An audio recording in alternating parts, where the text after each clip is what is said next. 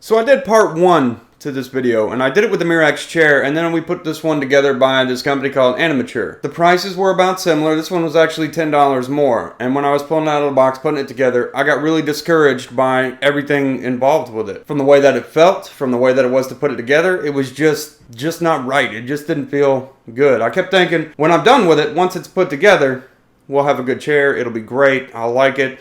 It's not exactly a high back like it was advertised to be. It's kind of like a managerial style chair, a little bit low. There was really nothing about it that I was satisfied with, which is why we have submitted a return request to get our money back and to try a different chair brand instead. So this is part 2 of the chairs that we ordered for the office here at home. Look at that. Look at that mosquito.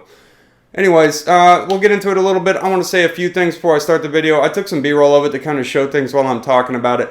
But the quality is just low, and what we ended up finding out about this in particular is that this is most likely a counterfeit replica chair of what was another Merax chair. Interesting enough.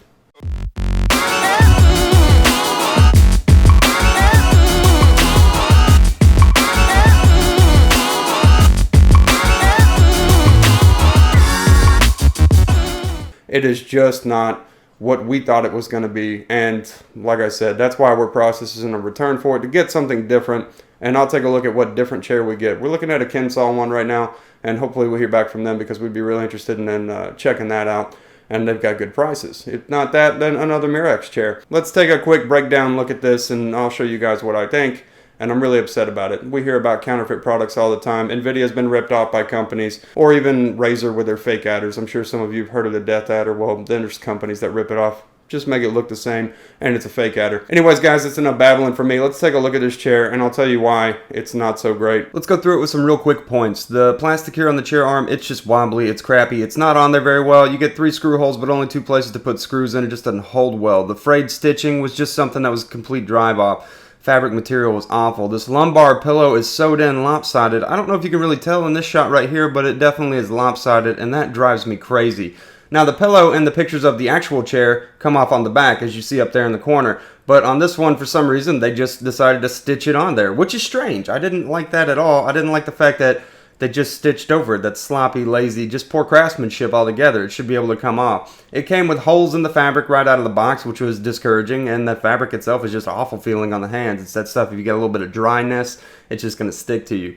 While the arms do come down with that cheap plastic, whatever you want to call that, then you'll kind of notice how high they sit, maybe even without me sitting in it right there, but it is pretty high. It does have a hydraulic button that goes back and forward. That was about the coolest feature of it. The bottom base of it is a little wobbly, and while somewhat standard looking, it just feels cheaper made, and the wheels are actually much tinier than other wheels, other caster rollers, so that's pretty bad. That was a pain to put together right there. Putting that hydraulic button piece on probably took me about 25 minutes. Again, we're looking at some bad stitching right here that just looks like they took a really crappy sort of sewing machine against it and did a bad job, which makes me feel like the chair wouldn't stand the test of time. So when I sit down, I always have to adjust the pillow up. It's not a true high back. It might be a high back for somebody that's 4 feet tall, but for me, it's not at 6'1". Those arms just drive me crazy how high they are, because I don't think that even the ones I've sat in like Office Depot come up that high when they're down. At least they go down a little bit further. Those kind of stick right there, so despite whatever you're comfortable with, it's just going to be high. Again, I'm probably just talking about the pillow here. I did an original review to this, and then I scrapped it because we realized it was a counterfeit chair, got upset by it, and I was just like, you know what, we'll do a quick take. I hope this was somewhat informative and could be helpful, and I hope that you don't fall victim to buying a counterfeit product, because once you do and you've sat in it or experienced the counterfeit product, you may write off a company that otherwise doesn't deserve to be written off. So, hopefully this was helpful to you, and let's hope to find some better stuff in the future to take a look at. There's links to it down below, though I will not recommend you purchase this or check it out. But if you want to go look at it, go look at it. Have a good day, night, whatever it is.